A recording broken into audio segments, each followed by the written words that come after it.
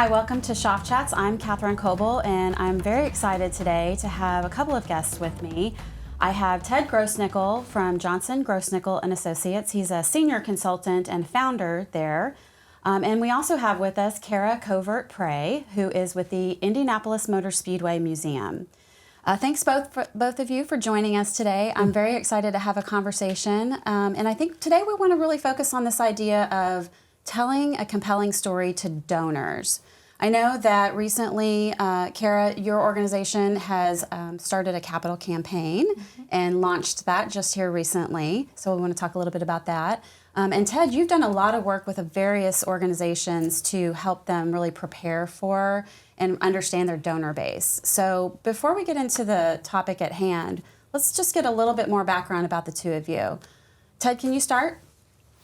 Sure. Thanks, and thanks for having us here. Yeah.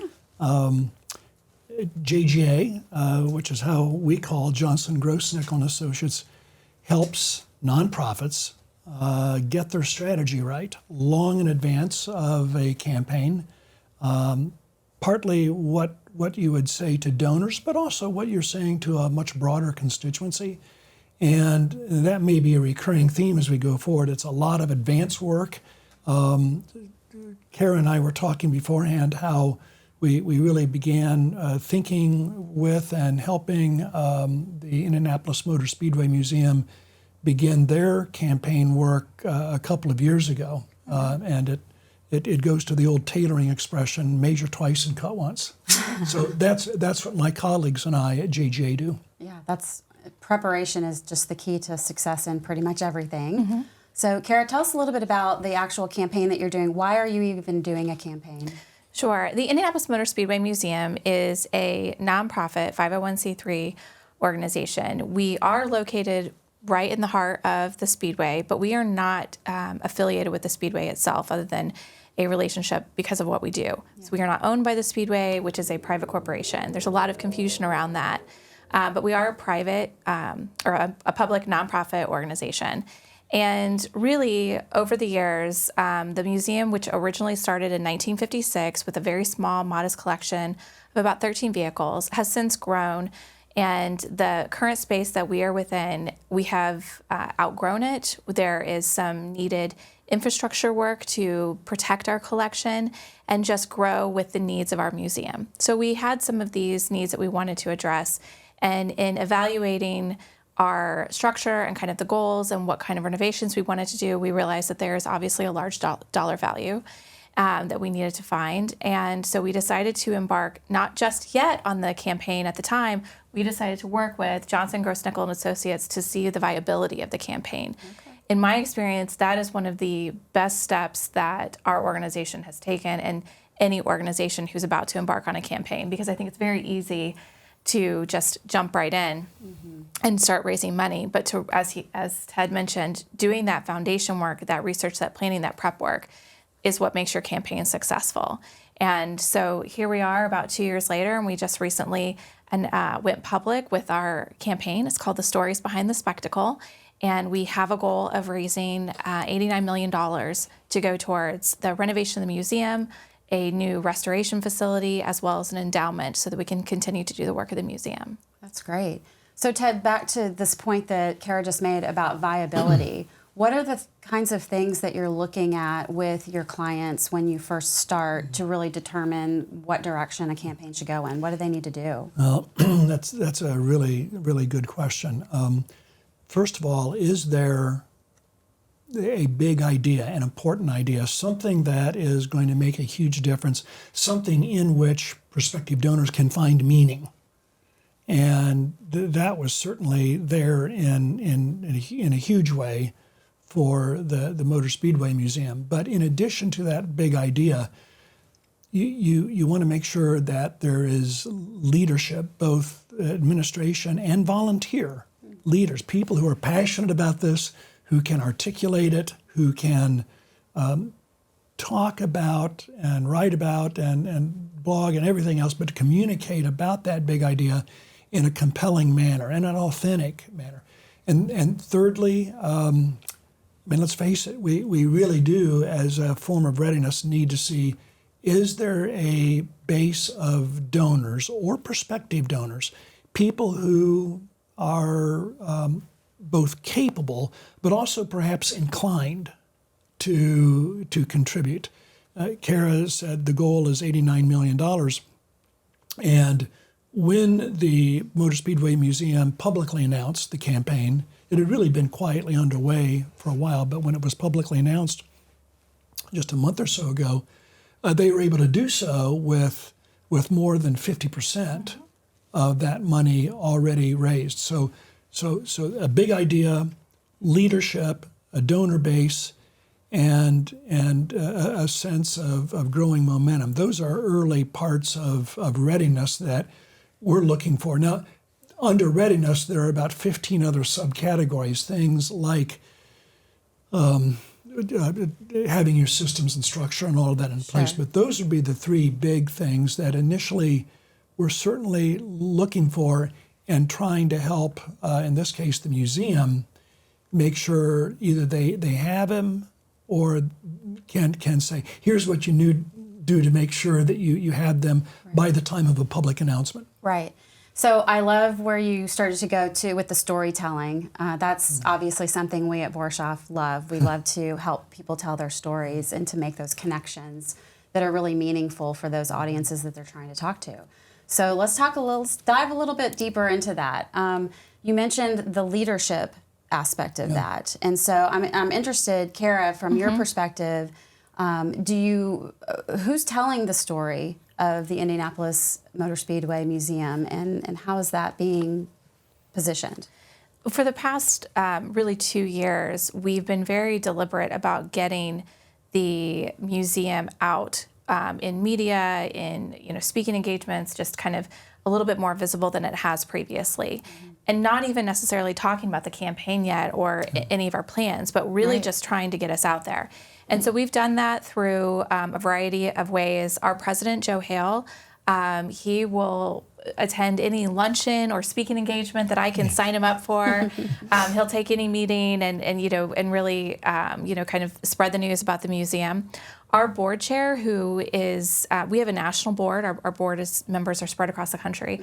Our board chair is extremely passionate about this. I mean, he really is. He himself has, again, been out there and really talking about the museum before even the campaign. And then we've even done things within the museum itself where we've been increasing the number of exhibitions that we've done just to try to draw visitorship in so that people are getting engaged and interested, so that when we did go public, it wasn't that you haven't heard from us in a very long time or you hadn't heard anything that we were doing. Instead, we were top of mind. And so that was kind of that first phase of that storytelling, was telling our own story, was really telling the story of the museum and what we were here to do. Right. And as soon as we started doing that, we found so many people who were coming to us and, oh, I remember the first time I ever went to the track, to the race to see this, or, well, you probably don't know, we got a lot of you probably don't know this, but my family was a race team owner back when I was a child and we had, involvement here.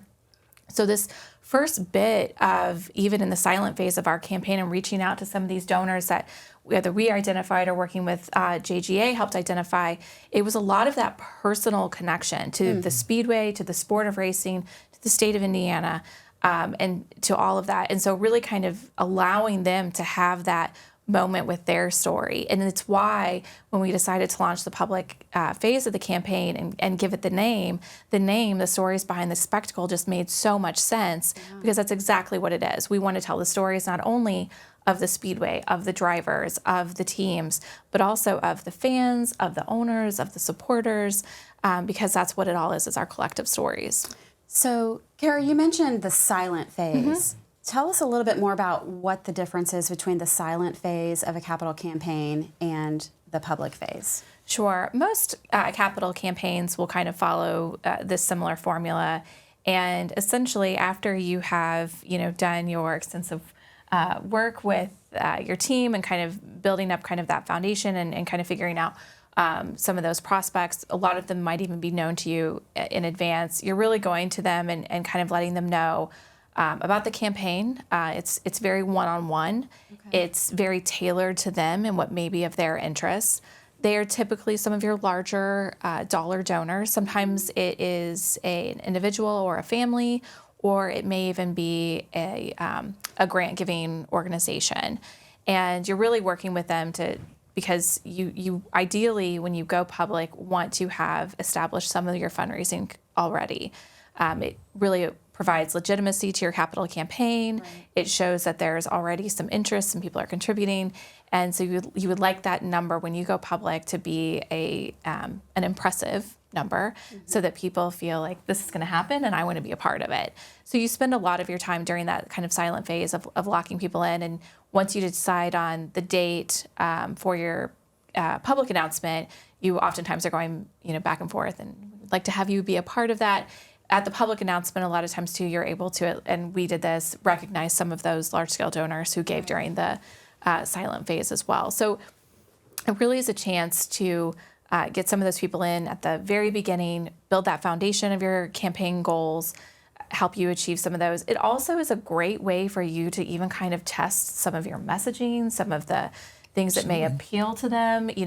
You might, in your mind, think, oh, I think everybody's really going to be wanting to give at this level because they get, this benefit, or they might want to have a naming opportunity. And as you're talking with people, they might be interested in something completely different. And it's really great to get that feedback. One of the things that we found is how much the education component of the new museum really resonated with a lot of people. That was something that people really, we always thought it was a great thing, but to find that a lot of people were very interested in that was what really made us lean heavy into that too. We said, okay, we'll keep going back to people and talking to them about this education component. Along with that is the care of the collection, so you're really kind of figuring out what is resonating with people and what people are responding to. And it just helps you, when you do go public, you've kind of fine-tuned a lot of those things. Right. So do you have to overcome some misconceptions about the organization, obviously telling the story of the organization in order to get people to support it? But are there other things that you feel like you have to do? And Ted, I don't know if this is related to this campaign or any that you've been involved in that you've seen as a challenge. Yeah, it certainly. Every single campaign has its own challenges. And I guess the shortcut answer is to say it really depends upon how the organization, how the institution does in responding to those challenges. And the Speedway Museum has been, we think, spectacular at it because, as Kara said, you have in Rob Dyson, Joe Hale, members of the campaign committee, people that are pretty fearless about going out and talking about the museum and about in a compelling way, describing not only their own experience with it, but I think of most importance to this particular campaign is what the museum is going to evolve into. And that's where they get really excited. And so you could say in one sense, well, we're going to have a new building. It'll be a snazzier building. It's so much more than that because what's going to be going on in the museum is going to be dramatically different than what it has been in the past. In some ways, I think one of the best things, I know Kara may or may not agree with me, but what I hope you do, I think one of the coolest things would be after April of 25 will be not only for new people and school kids and many more people like that to be coming into the museum, but I'm going to really be looking for those people who have traditionally been supporters of it. I'd love to see them come through it and say, wow, I didn't know that. Because I think what the museum's going to do is to contextualize the importance of racing in America, because to a degree I never understood, it really is the story of how America has innovated. I mean, so many things that we take for granted nowadays were first discovered or tried at the track. I mean, starting with as low-tech a thing as the rearview mirror. Right. So the story about that is going to be, I think, a much deeper, richer, more contextualized story for all kinds of audiences. And that's what I think is really exciting. But here I'm talking your expertise, Kara. No, I agree with everything you said. I would say another obstacle that we have had to overcome that's very specific to us is having to educate people on the fact that we are a nonprofit organization separate from the Speedway. I think, just geographically, the fact that we're located inside the track and our name and everything else. People, when we first were having some of these conversations, you had a lot of, well, why doesn't the Speedway just pay for this? Why don't, this is a healthy, wealthy organization. They should just be able to cover it. So really having to educate people on who we were and what our mission was. And I think, again, that goes back to why we were so deliberate before that public announcement, trying to really get out there and get our name out there and the work that we had done. Right. And then I think the other side of it that's a little bit more general is, just really trying to find a balance when you're in a capital campaign between raising funds for capital campaign and your general annual giving, operating donors, members, things like that you bank on for your annual budgets are based on a lot of that. So how do you balance when a lot of times you're asking the same people to, give over what they have previously, or to, kind of consider how they're giving, and you don't want to kind of take away from one or the other. Right. That's a challenge, I think, anytime you're in any kind of capital campaign, is finding that balance. Definitely. And that gets to just generosity in general. And I know many philanthropic organizations continue to struggle. It's kind of always been the case, but I know some people wonder, are we going into a bit of a recession? Times are changing. Did the pandemic change things? I'd be curious, Ted, what your research has found, and how is philanthropy changing over time? Well, it's I don't know if it's changing or if maybe we are learning anew what is really, or what has perhaps been going on for a long time.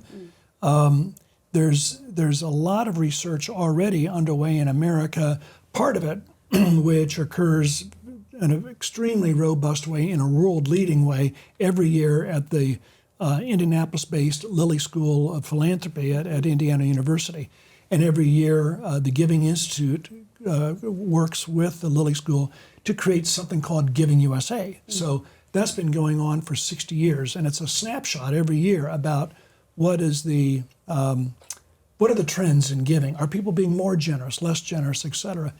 Broadly speaking, what we're seeing in the last several years is that more money is being given away in America, and that's good news. The not so good news, in fact, the challenging news, is that fewer people are giving. So there are fewer people in America right now contributing gifts than we might have had 20 years ago. In part to respond to that, one of the things, I think one of the most exciting things in 2024 and 2025 in America will be results of research currently being done by an organization called the Generosity Commission. And the Generosity Commission has commissioned a good deal of research. It is looking at what is going on with giving and volunteering in America and over the last several years. In one of the best examples of I think, an American spirit of generosity, part of the research that's been done and is now coming in says and shows pretty clearly that giving is, by most Americans, it's not only if you write a check, it's also if you give blood, serve on a jury, vote, take a pie to your neighbor, whatever. Kind of a broader... It's a broader conception of generosity. And there's also much more giving by a younger demographic of people through crowdfunding and things like that. So what we are seeing in the country, broadly speaking, I think, is a very rich sort of tapestry of giving.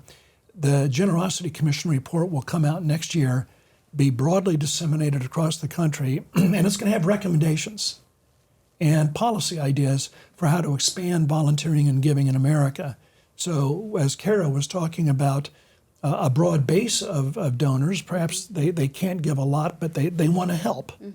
How do you encourage that, and what are the ways that make them feel like, the museum here is a great way for me to express my generosity?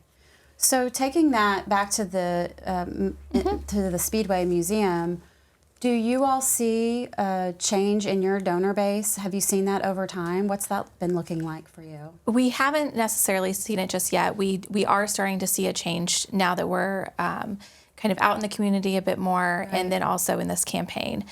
To be fair to the museum itself, this is the first campaign it's ever done. And this is really the first time we have really put ourselves out there as far as seeking donors and donations and financial support. A lot of it has come through those close, those people who have kind of personal connections to it. So I'm excited to see what happens during this campaign, but then beyond, what connections we make during the campaign even, and just how we're able to kind of establish some of those relationships and build upon it. And I think, again, we're really also, everybody really always wants that high value, high dollar giver. But we also value any amount that we're getting. And we, from the beginning, are stressing that to our audiences of whatever you can give, we will appreciate it. There's a short window that, thanks to the Lilly Endowment, has provided a match portion of a grant. So we're really reminding people of that, because a lot of people, similar to what you were saying, they'd like to know that their dollar is going further. So double it. Give it right now. You'll receive, it'll be matched. Anything like that we can do to really kind of push, making it very easy for people to give those smaller amounts, $20, $50, $100, whether it's, you have the quick little jars that you can just, tap your card and go, or make an online or even a recurring donation. We want to make that as easy as possible and make that as welcoming, and because again, every dollar counts. We value all of that. And we're hoping that we can then grow that audience to become regular donors, and then over time even grow those donations. Right, and small donors become larger donors, hopefully, over time. So that leads me to thinking about that next generation of donors and givers. Ted, what has your research shown, or some of the things you're seeing in terms of what the Gen Z, millennial generations are interested in when they're thinking about where they are going to give their dollars? I think, a couple of things come to mind. One thing that is not so different between them and people of other generations is a desire to see that their gifts are having impact. I think all of us want that, whether you're 99 or 9, but particularly in a younger demographic, we're seeing, I think, almost more of a shopping around sense. You have people who are looking for a cause that is demonstrating an outcome, is demonstrating some impact. Those organizations which make it possible for a younger donor to join with others probably are having more and more success, such as giving campaigns with universities and colleges. I think you also have a high degree of association between people who volunteer for an organization and those who then say, I want to send a gift. Right. And that makes sense. I mean, if you think about it, it gives you a chance to see the work of the organization, perhaps to have helped the organization. Be a part of building it. Be a part of building it, exactly. So those are some of the immediate things that I think you can much more clearly, and with some research behind it, show are an element of what's happening with people in their 20s and 30s and 40s. But I would also have us come back to a thing that sort of is unifying among people of all ages, and that is, if you have made a gift, and I guess this is especially for a second gift, if you have made a gift to an organization, to the Motor Speedway Museum, and they can see in 18 months what that has become, and if they can see the new exhibits underway and so forth, and they go and visit, our theory, and I think it's been proven with many other campaigns, is that that's going to cause them to say, that's worthy of continued support. I'm going to make another gift. Right. When they ask me for help with something in the future, I'm going to be inclined to make a gift. So it's more relational than transactional. Right. So to that point, actually, Kara, I know there are some interesting elements to some of the new exhibits, particularly some educational things. I'm thinking those are going to be really of interest to certain donors who want to see that because it's related to STEM education, for example. Exactly. Yeah, and I think that's a part of, like you said, to be able to find that kind of personal connection and see how something can relate to you, and that's why you want to connect with it. So we have, if you come to our museum right now, we always say you hear a lot of don't touch because we have a lot of cars or artifacts. It's like a lot of museums, and we want to change that. So we are in the new museum, we'll have an entire section. It's called the qualifying zone, and it is hands-on, activities for, I say children of all ages, including adults, but everything like do a pit stop challenge, try, hop on a simulator, learn about kind of reaction and everything, and really give you kind of that hands-on interactive experience, but they're also learning. They're also learning elements of engineering, technology, mathematics, everything like that. So it's kind of a fun way to introduce that. And then additionally, we're adding a STEAM classroom, which will be able to offer regular, robust programming, everything from the fourth grade field trips who come through every year, and we love having them, to middle school and high school, even career exploration, introducing them to what careers may be available in the racing industry beyond just being a driver or even an engineer. There's so many race teams who are based here in Indiana, and there are thousands of jobs that are available, very high paying, great jobs that they can also get educated here locally and grow into that. We want to be a part of that. So again, by telling people about all these things, we're hoping to maybe connect to somebody who thinks, well, I may not be into history, or I may not be as into the racing, but that sounds really neat. I do like engineering, or I like the idea of exposing our young students in the area to these opportunities. And that's what we're hoping to connect with them on. That's great. That should definitely appeal to a much broader segment than maybe you've traditionally had as a donor base. Yes. So that's great. So back to Ted's point about the volunteering, connecting the volunteerism with the actual giving. I know that's a trend I've seen in a lot of the clients that we work with too, where they are having a lot of more involvement and actually even their employee base. Talk to us a little bit about that. Are there going to be opportunities at the Speedway Museum for some volunteerism and to make that kind of a connection? Yes, our hope is to really have, we have some volunteer opportunities now, but to really kind of grow into more of a established volunteer program, whether that be helping with some of these educational programs or just the daily, as a docent or other kind of history tour guide and different things that we have offer.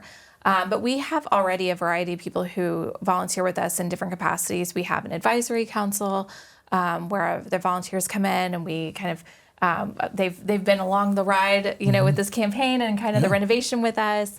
Most recently, we talked to them about exhibition ideas for the new museum. So just really a chance to kind of this very nice kind of focus group, if you will, that we use. And they give of their time to come and be a part of that. We have, they're from all different, we even have people from out of state who will find time to come in and participate with us. And then we have throughout the year different events and activities where we'll seek volunteers to help us that. And some of the volunteers come from our members or donors who are already connected with us. But again, that's something that we really do want to grow in the new space. And really some cool ideas, I think, have come from those. I love the exhibition that you folks had. I think I'm going to get the name wrong. Second. Yes. It was an exhibition and a really well done one about those who came in second in the race. What did that mean? What was that race like? But what did it mean to them? What were the lessons they learned? They had, I thought, a really fabulous opening night with Scott Goodyear and others. Yeah, but it was great. It's something that you don't normally think or celebrate about, and yet it was life changing for many of those people, and it was really a well done exhibition. Yeah, That's great. Yeah. Lots of good stories. So back to that whole idea, the stories behind the spectacle. How have you, I don't want to get too tactical, but how have you all told that story to your donors? I know you're early in the campaign, but how have you, or how do you hope to really tell those stories? Yes, so we really are just now kind of launching a lot of that into the marketplace. Actually, we have a new space in the museum itself that's focused on the renovation, the campaign, and as a part of that, we have some of the stories. And they are everything. Some of them people have heard, such as where does the tradition of drinking milk after the race come from? And so we talk about that from Louis Meyer. We talk about Janet Guthrie, who was such a so groundbreaking and trailblazing for women in the racing industry. So we have some of those, and then we even have some other unknown or less known stories that we like to share with people. But the big part of it too is we're also asking people to share with us their stories. So both online as well as in this space, everything from we have little note cards and you can just simply write it down, or you could send in a photo or something. And we've heard stories from, I met my husband at the Indy 500, to, we have people I've never missed a race. And, these are the seats that my great grandfather had and everything like that. So there's a lot of people who have those stories, and we have found that everyone wants to tell you what their story is. Right. So again, giving them that space to share those stories, and then we can kind of reshare them and capture them and send them out, provides that emotional connection that we're looking for, so that's that foundation, so that when we are asking, we want to keep telling those stories and we want those stories to be here for years to come and we need your support. We've already established that. Again, it's finding that way for them to connect, and it's what everybody is doing in any kind of campaign, is kind of hitting on that emotional moment. And that's really what we're trying to do, is we're trying to find a way for you to personally, and so for some people it's very much like, I remember when AJ Foyt won that race, I was sitting right there and I saw it all happen, and it's great.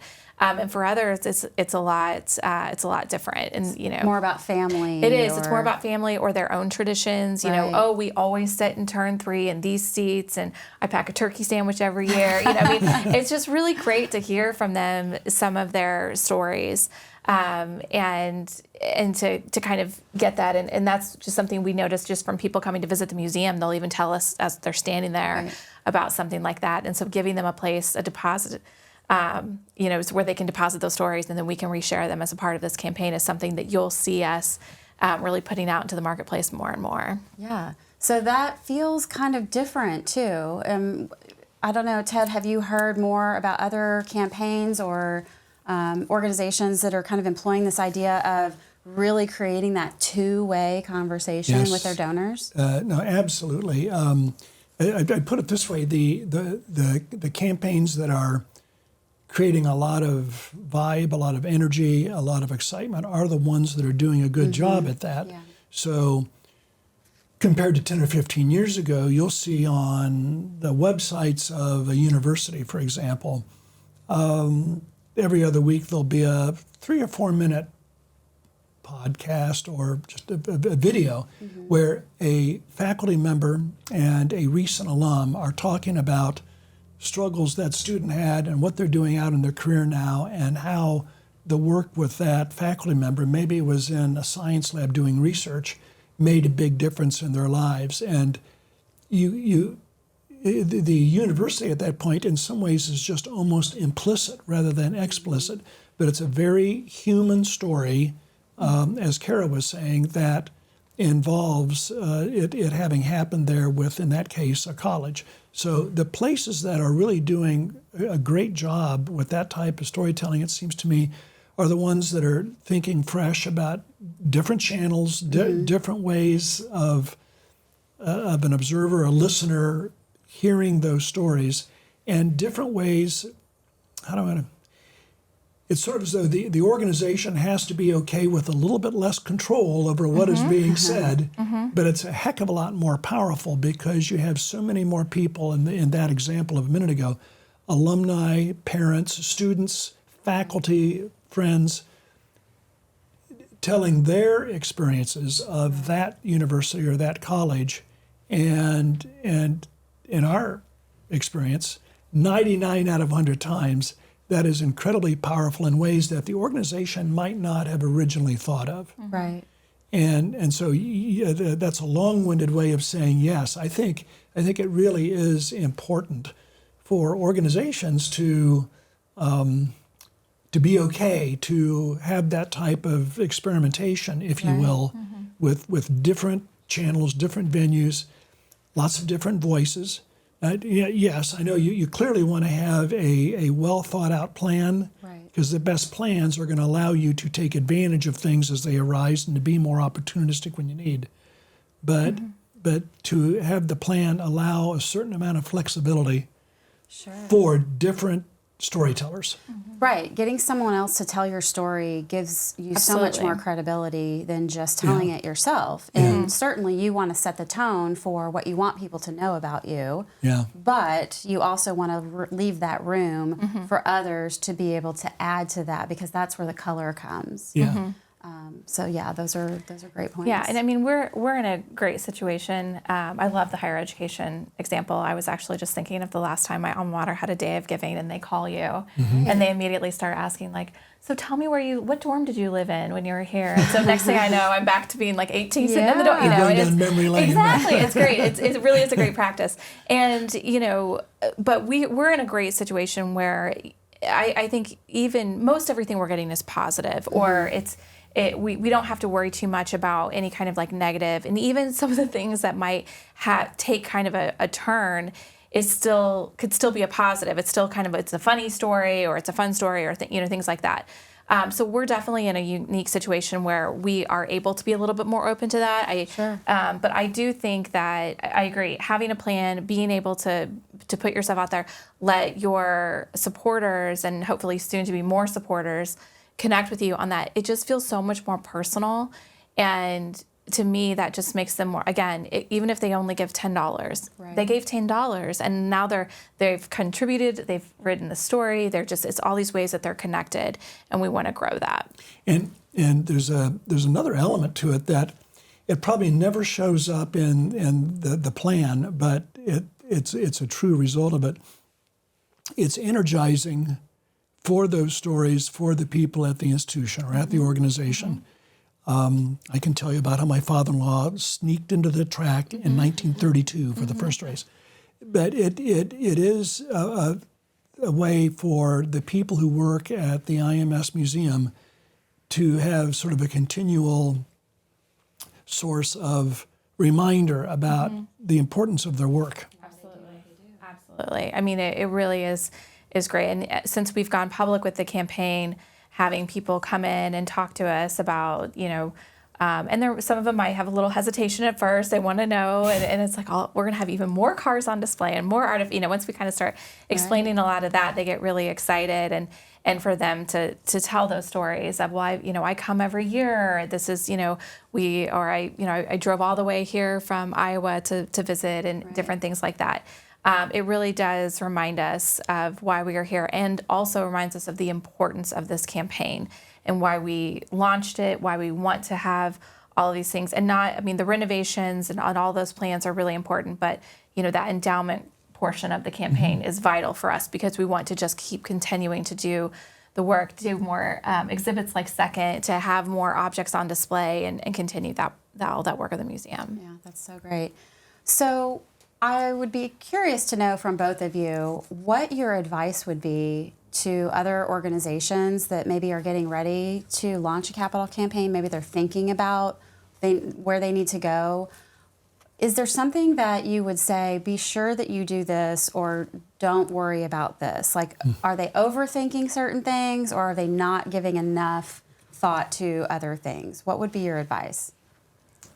Well, I will say, You go first. I think I again, and I promise I'm not just saying this because he's sitting right next to me, but I do feel of the campaigns I've been a part of previously, we are the most prepared that I've ever been a part of. And I know that originally, and we had a lot of different timelines that we had really tried with this campaign.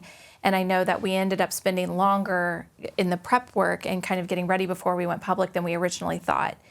But if you talk to any member of our staff or our board, it was so valuable for us to do all of that. And we are actually in a better place when we went public than I think if we had tried to rush it. And, so not only did we because we did a variety of studies, we certainly worked with Grossnickle and Associates, who I highly recommend. But we also, because we were looking at renovation, so it was structural assessments. We spent time looking at our business plan. What could we, because once you make, changes to anything, what does your admission, what does your membership, how are things impacted? Can we sustain everything that we're wanting to do? We spent a lot of time, and then even just internally looking at our own strategic plans, our goals, our mission, our collections, our exhibitions, everything that you could do. We spent a lot of time really looking at all of that. And I just think it really created this so strong foundation that when we were finally able to go public, we all felt so confident in that moment. Right. So to me, I think it's by everyone's nature that we just want to get going and get started and just start. I mean, who doesn't want to? Right. But I firmly believe by doing all the work that we did in advance, we launched that campaign publicly at such a strong place. And I think we're still seeing that work play off. Right. So. Boy, it's really hard to add to that. That's I think the essence of it is know what you're doing, prepare well, and I would add this, that when you are well prepared, that means that when you are, if you're Joe Hale, and you're sitting down with a donor, and it's a person who maybe is interested in making a very large gift, I can guarantee you that people who make very large gifts are going to ask questions of a type that you do want to have the answers for. And so, have you done your fiscal modeling? Do you know where this is going to take the museum? How many school kids are you going to have in here? If you can answer those questions by dint of advanced preparation, you're going to be much happier with the outcome of that conversation if you're Joe Hale, and the same for any volunteers. So that's a big part of it. I completely agree with you, Kara. The other thing I would also say is it's idiosyncratic. Every place is different. Right. It's really doubly important, I think, to do that advanced research because templates don't work very well. Or maybe a piece of a template that works somewhere else might work, but there are 3 or 4 elements to it that are totally wrong for your organization. So if you go into it assuming that all organizations have their own particular set of dynamics to attend to, that redoubles the importance of the advanced research. Well, and I guess one last thing, this is probably no surprise, but all donors are not alike. And whenever you go into a campaign, you say, well, here's what the donors will want. Raise your eyebrows and question that because we all know that people are different and donors are different because they're people. So just leave room for multiple approaches. Love that. Leave room. Yeah. Everyone's looking for something a little bit different. Yeah. That's great.